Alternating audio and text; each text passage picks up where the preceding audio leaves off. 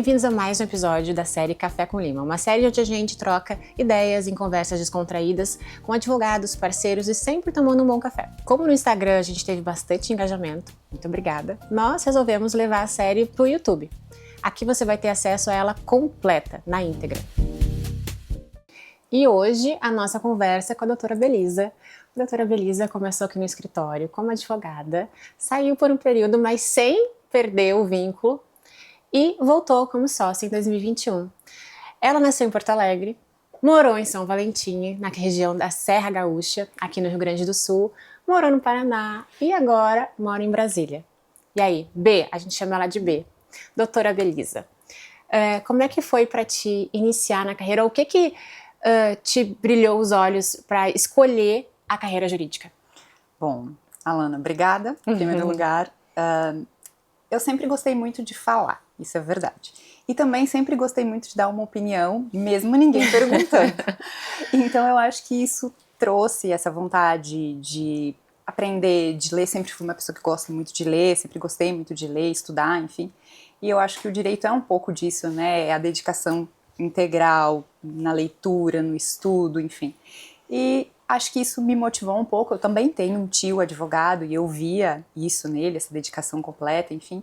Eu acho que isso trouxe um pouco para minha vida, para a vontade que eu tinha, e foi assim que surgiu essa. E uma curiosidade, para quem não sabe, acho que ninguém sabe, a B sempre que vem para Porto Alegre traz um presentinho para todo mundo. E geralmente é um livro. É um livro com um biscoitinho, ou com um chocolatinho. A última vez só em um livro e um batom, né? Sempre um livro com um biscoito, uma comida. Pra não ficar tão pesado assim, né? Um agradinho. Exatamente. E, então, Beto sempre foi uma menina estudiosa, assim, diferente, talvez, da maioria das meninas que tu estudava, por exemplo. No CDF. Eu sempre gostei muito de ler, assim, ler romances, ler livros, assim, de aventura, de ficção, enfim. E eu acho que isso trouxe essa... porque a gente precisa realmente ler muito, dedicar muito tempo para os processos, estudar, estar sempre preparado, né? Então, eu acho que isso trouxe essa vontade de estar em contato com alguma coisa em que eu pudesse fazer isso. E teve uma vez, vou contar todos os bastidores. Teve uma vez que tu trouxe essa coisa de um livro que tu lia, eu já tinha lido, e o ministro do TST também já tinha lido. Sim. E tu levou num bastidor essa informação. Como é que foi isso? Então, tem um ministro lá no TST que gosta muito do mesmo escritor de aventuras que eu. E eu fiquei sabendo, assim, porque ele tinha inclusive um livro escrito que eu já tinha lido sobre esse escritor. E aí, quando eu cheguei no gabinete dele, né, eu comentei com ele, ministro, né, que honra, enfim, nós temos um gosto em comum, né, e ele me disse, é o futebol, porque eu torço pro São Paulo. Eu disse, não, nada a ver, nada a ver. Aí eu disse, não, eu gosto muito do Tolkien e tal. E aí eu disse, doutor, eu tenho um livro sobre ele, sim, eu já li. Tudo já tava sendo esquematizado. Sim, eu já li. E aí ele me contou algumas histórias sobre uma academia de leitura que ele tem, faz parte, e que ele, enfim, utiliza o nome dele, assim... Sim, então pegou um gancho e aí levou a conversa, exatamente. Começou com uma conversa leve até chegar ao ponto nevrálgico onde tu precisava. Onde eu precisava. E B, como é que é pra ti morar hoje em Brasília? Tu sentiu uma diferença muito grande, assim, de sair de Porto Alegre? E pra quem não sabe, assim, Porto Alegre é uma excelente cidade, é uma cidade que tá crescendo muito, cada vez mais, mas diferente de outras cidades, assim, como Brasília, São Paulo, Rio de Janeiro, ainda tem muito a crescer. E como é que foi pra te mudar daqui pra lá, assim, tu sentiu muita diferença? No início sim, né, Alana, porque a cidade é grande, é muito maior, né, enfim, é bastante assustador e, assim, estar em um lugar em que a gente não tá acostumado, às vezes pode ser bastante intimidador. Né? Mas eu acho que o hábito, o tempo e a preparação para poder estar lá completamente inteira e entendendo tudo que eu precisava fazer, me fez ter mais segurança. Então, assim, sim, eu senti uma diferença enorme, né? Até porque também morei numa cidade pequena, mas acostumei fácil porque Brasília é muito bom também. Eu gosto muito de lá, é uma cidade que tem muitas coisas, que tem muita coisa diferente para fazer, enfim. E, enfim. E nós temos muitos clientes lá, né, Bê? Muitos. Tu atende, inclusive tu atende presencial, sim. Toma café, sim. leva panetone pra alguns. Sim, e eles são muito queridos, dedicados, e eles me ajudam muito, assim, eles me acolheram muito quando eu cheguei lá, porque, de fato, né, quando a gente não conhece, é muito difícil né, tu conseguir outros clientes, enfim, basicamente na base da indicação. Sim, né? sim. E eles me acolheram muito bem, assim, eu fui muito bem recebida, eles fizeram reuniões com outros colegas, sabe? Foi muito legal, assim, e eu só tenho a agradecer, eles são muito, muito, muito generosos comigo. E lá no TST, assim, tem como é que tu estuda o TST? Como é que tu entende os ministros, os próprios entendimentos de cada um, as composições de turma, como que a gente trabalha lá? Porque a gente precisa entender o TST de um modo geral para sempre atuar da forma mais estratégica possível, né? Quando a gente faz um recurso de revista, o recurso de revista talvez seja o recurso mais técnico que existe dentro do processo de trabalho, né? E é a equipe da Belisa que é responsável por esse recurso, assim como todos os outros. Como que tu foi aprimorando e compreendendo o TST ao longo desse tempo? Então, Alana, assim, eu digo que o TST é um verdadeiro labirinto, né? Porque às vezes a gente pensa, né? Muitos dos nossos clientes têm esse entendimento de que o meu processo está lá há muito tempo e eles têm que julgar de forma, por ordem de chegada, digamos assim. Mas infelizmente não é assim que acontece, né? Então a gente não tem uma ordem lógica para julgamento nem nada disso. Então isso foi uma coisa que eu precisei aprender e entender e eu estudei muito, né, todas as decisões das turmas, dos ministros. Eu busquei muitas informações nesse sentido para poder entender o que cada um pensa, né, de que modo pensa, para eu poder entender o que é de fato que eu posso falar para ele, né, o que eu posso levar, o que vai ter pertinência no entendimento dele e, obviamente, aproveitar o que eu sei que eu posso ter de argumento positivo para aquele processo. Então, assim, eu estudei muito, busquei muito, assim, li muita decisão, li muitos livros dos ministros também e também busquei assistir muitas palestras com eles em locais diferentes, não só lá no tribunal, mas em outros locais, para também entender um pouco qual é o entendimento deles sobre o mundo e sobre, né, de um modo geral, para a gente poder ter essas impressões. Então, hoje eu conheço bem os entendimentos de cada um, eu sei que cada um tem um período diferente para julgar, então eu sei que às vezes quando está com o ministro é um pouquinho mais demorado do que com o outro, né, então também há muita troca, né, entre as turmas, os ministros às vezes se deslocam de turma e isso gera uma redistribuição do processo interna para outro ministro, então a gente também tem que estar atento a isso, porque às vezes o teu processo está com um ministro que tem um entendimento X, aí por causa dessa troca de turma, o processo vai para outro que tem um entendimento diferente, então a gente tem que pensar nisso. E assim, a gente não pode perder de vista que os ministros também são pessoas, né, são seres humanos com impressões de vida, de histórias diferentes de vida e a gente tem que compreender isso para poder trazer para eles o melhor argumento para o nosso processo, porque o juiz, ele é um julgador, né, mas ele julga, claro, obviamente com base nos fatos, mas também com a carga emocional e de vida que ele tem, né, então a gente precisa aprender isso um pouquinho também para poder levar as melhores o trabalho no TST é um trabalho, acima de tudo, estratégico, né, de juntar todas essas pecinhas desse quebra-cabeça que é a carga emocional, a carga de vida que aquela pessoa passou, desde onde essa pessoa veio, o estado em que ela nasceu, as leituras que ela teve ao longo da vida. Isso vai formando aquele ser humano que vai chegar com aquela vivência e vai julgar com base nessa bagagem toda. E assim, a gente, quando o juiz ele vem de um tribunal, por exemplo, né, quando ele é de carreira, a gente inclusive já tem um pouco mais de conhecimento dele, né, a respeito dos entendimentos dele. Exato. Agora, quando um ministro é, por exemplo, do 5º Constitucional da OAB ou do Ministério Público, porque, assim, gente, para quem não sabe, é bom explicar, claro, grande parte da composição do TST é feita de juízes de carreira, mas também há nos tribunais superiores há uma composição de Ministério Público e advocacia, né? E nesses casos a gente não conhece qual é o entendimento dessas pessoas, desses novos ministros, então a gente precisa estudar um pouquinho do que eles vinham fazendo na vida pretérita, né, na caminhada pretérita deles, aprender um pouquinho e, claro, esperar as decisões para também entender e também em qual turma ele está situado, porque daí a gente também já sabe mais ou menos qual vai ser a linha de pensamento dele, enfim, exatamente, né? Mas é uma coisa, é um aprendizado constante, eu diria, sabe, Alana? E assim, é um trabalho que a gente também fala que é um trabalho de formiguinha, porque não é só ir ao TST, a gente não chega lá e bate na porta do ministro e diz, quero falar com o senhor.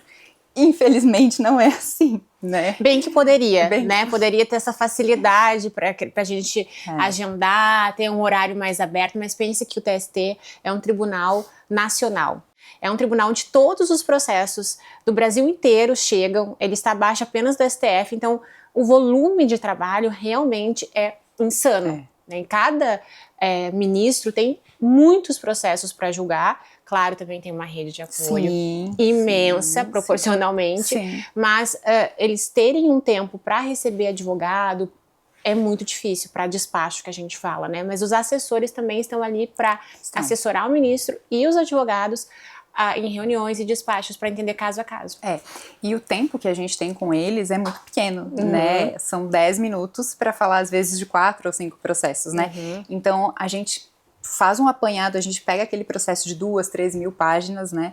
Faz um memorial que a gente chama que é um apanhado geral de pontos muito específicos do processo e que a gente busca reforma ou busca manutenção, se for o caso, né?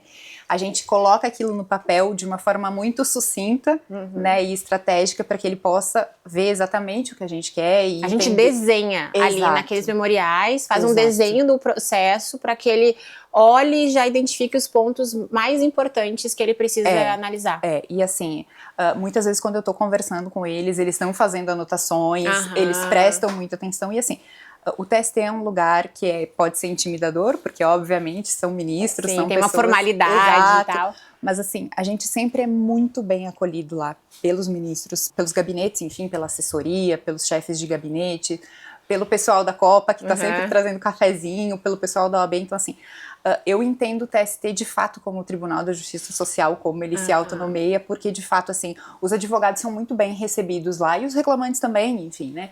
Então, mas o trabalho por trás de ir, não é somente ir ao TST e pedir, ministro, por favor, julgue o meu processo. Claro, é o que a gente faz, né? Mas tem que ter uma preparação antes, porque senão não faz sentido. Não faz sentido estar lá e não saber exatamente o que tu precisa dizer de uma forma que ele entenda e que seja mais de acordo com o entendimento ou com o pensamento dele. E se não for de acordo com o pensamento dele, que tu explique o porquê não é de acordo com o pensamento dele, mas tem que ser provido. É o poder do convencimento, né? Em poucos minutos convencer que ele tem que ou mudar de entendimento ou mudar de conduta ali. Às vezes um processo que está sobrestado, um processo que está parado por alguma determinação, mostrar para o ministro, olha, esse caso aqui não é caso de sobrestamento, então é o poder de convencer em poucas palavras, objetivamente ali naqueles minutos que nos são destinados. E o TST tem assim como todo tribunal, quando alguém está doente ou idoso, existe essa preferência, mas internamente a gente nunca sabe se essa preferência está mesmo sendo seguida, porque a gente não tem acesso à ordem de julgamento que está dentro ali do gabinete do ministro. Então a gente sempre pede, quando existe a necessidade de preferência, quando tem na lei, quando está na lei, né, o cabimento da preferência, mas nem sempre isso é possível e, de novo, o TST é um tribunal nacional. Existem processos realmente muito urgentes, processos que envolvem também pessoas com estabilidade, que precisam ser reintegradas por questões de saúde, doença. Então, eles também têm esses casos todos para julgar e acabam muitas vezes, quando o processo não versa sobre algo urgente, deixando processos um pouco mais complexos de lado. E isso faz parte da dinâmica do tribunal. O que a gente precisa fazer é justamente o que a B faz, né? Que é ir até lá, conversar, e ir de novo, e bater na porta de novo, e ligar, e mandar memoriais.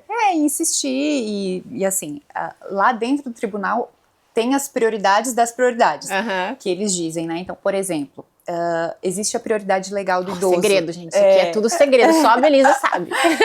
Existe a prioridade do idoso, 60 anos, verdade, tem prioridade legal, mas quanto maior a idade, maior por exemplo, assim, a gente tem uma prioridade informal de 80 anos, que a gente sabe que é muito mais respeitada, né, enfim, e tem que ser, né, Alana, porque o reclamante está esperando há quanto tempo o seu direito, enfim, né, mas enfim, tem essas questões também, e assim, é verdadeiramente genuína essa questão de, tem gabinetes que têm uma abertura maior e que entendem realmente não, olha, esse processo aqui, a pessoa está desempregada, não é uma prioridade legal, mas a pessoa está desempregada, então a gente pode tentar priorizar, enfim. São coisas que a gente leva também, e assim, a gente não leva só o processo quando a gente vai para o TST. A gente também leva a vida do nosso cliente, a gente leva essa bagagem de, a pessoa está desempregada, então eu levo a carteira dele, uma cópia. A pessoa está com um problema de saúde na família, não necessariamente ela. Então, ela tem uma doença, esposa, a gente já fez isso, a gente já levou documentação de esposa, de esposo, para mostrar que, olha, essa pessoa realmente precisa desse crédito, desse processo, porque ela está com um problema de saúde na família, enfim, a gente também leva essas demandas que eles não têm como saber, né? E eu acho que faz parte, né, da nossa profissão isso, sensibilizar para os nossos pro judiciário que os nossos clientes estão passando, né, que nós somos a voz deles, né, querendo ou não, e o TST também, assim como todos os tribunais regionais, também nos atendem por vídeo, atendem online, então, por mais que a B esteja lá em Brasília, que é uma estratégia nossa de ter alguém lá, não só a B, a gente tem outros advogados lá também, a gente também é recebido de forma online, então tudo ficou um pouco mais fácil também, essa comunicação ficou mais fácil por isso. Sem dúvida, então assim, quando a gente não está presente lá fisicamente, a gente faz muito online também, porque às vezes é até uma preferência do ministro. Exatamente, né? É mais prático. Exato, naquele dia ele tem uma agenda muito corrida. Como eu disse, eles têm um limite de tempo para poder despachar com o advogado de 5, 10 minutos, dependendo dos processos, né? Então, eles têm uma agenda muito apertada também. E sem contar que eles atendem um sem fim números de eventos que eles fazem, muitos são professores também, né? Então, a gente sabe que a agenda deles é apertada, então às vezes por preferência deles mesmo, a gente faz as audiências com eles de forma remota, online, enfim, mesmo estando lá, né? Então não é sempre que a gente vai lá fisicamente, mas não é pela nossa vontade, é porque às vezes é uma adequação de agenda do magistrado. Sim. Né? E claro que a gente tem que favorecer ele, porque é ele que está analisando o nosso processo, né? Então a gente vai de acordo com o que ele pode, né? Com a possibilidade dele. Essa é a verdade. Eu marquei com uma desembargadora semana passada, e ela é aqui de Porto Alegre, né? O escritório fica bem pertinho aqui do tribunal. E eu, crente que eu ia ver ela presencial e tal, e ela, não, doutora, eu vou lhe enviar o link e vai ser online. Para mim até facilitou, porque eu tinha um julgamento também perto, então seria muito fácil, embora fosse muito perto. Então, eles também preferem, às vezes, o online, tá tudo bem, eu acho que a praticidade ajuda a todos. E o TST, como tu falou, né, Bê, é um tribunal social, é um tribunal... A Justiça do Trabalho, em geral, pensa na sociedade como um todo, não só em relação àquelas partes que estão ali demandando alguma coisa, estão discutindo alguma coisa. E seguidamente, eles também estão preocupados com campanhas, né, de prevenção, campanhas que envolvem a defesa, né, não a defesa especificamente, mas a proteção do trabalhador, que nada mais é do que o cidadão, né? E agora, em abril, a gente tem o Abril Verde, que é uma campanha também do TST, né? Do TST e da Justiça do Trabalho de um modo geral. O Abril Verde, ele envolve uma programação intensa de palestras, de ações de conscientização sobre a saúde mental no trabalho, sobre o acidente de trabalho. Hoje a gente sabe que, principalmente, o burnout, o cansaço, ele gera muitos acidentes de trabalho. Então, esse mês do Abril Verde é um mês geral de conscientização em relação a isso. E é legal que as pessoas também saibam que o TST, ele não é só um tribunal que julga processos, porque sim, a função principal dele é essa, né? Mas o TST, ele também é responsável por auxiliar nas políticas públicas que vão ser aplicadas pelos governos, enfim, auxiliar na construção de políticas públicas para o trabalho, né, para o trabalhador, para as empresas, enfim, de uma forma que isso se equalize na sociedade da melhor forma possível. Então, o TST faz muitas campanhas sobre trabalho análogo à escravidão, sobre terceirização, sobre o Abril Verde, sobre políticas de inclusão para pessoas, para minorias, enfim. Faz muitas campanhas também a respeito de trabalho infantil, né? E assim... Sim, porque assim, a gente pensa que isso não existe, né? Trabalho escravo, a gente está em 2026, não existe trabalho escravo, não existe trabalho infantil, mas o nosso Brasil é um país muito grande, e se a gente for acompanhar a rede social do Ministério Público do Trabalho, por exemplo, toda semana a gente vai ter alguma notícia envolvendo denúncia de trabalho escravo e trabalho infantil. Então, essa conversação entre a Justiça do Trabalho e o Ministério Público do Trabalho é muito importante, porque ainda há necessidade, infelizmente, de se combater esse tipo de irregularidade. E assim, a nossa realidade é muito diferente, né? A gente às vezes não vê todas essas questões que estão assim nesse Brasil rincão afora, enfim, e tem muita coisa mesmo, e o TST, ele é muito responsável por isso, então ele promove esses debates, promove essas campanhas, o TST também faz várias parcerias com escolas e, enfim, lá em Brasília principalmente, em relação à doação de material, então computadores, essas coisas, e claro, cada presidência, né, o TST muda de presidente a cada 2 anos, né, então cada presidência também tem a sua agenda, né, então agora a gente está com um presidente novo desde o ano passado, que tem uma agenda específica, a gente tinha um que outro é bem diferente do anterior. Né, que buscava uma questão de mais uniformização para julgamento mais célere dos processos, que é ótimo também, enfim.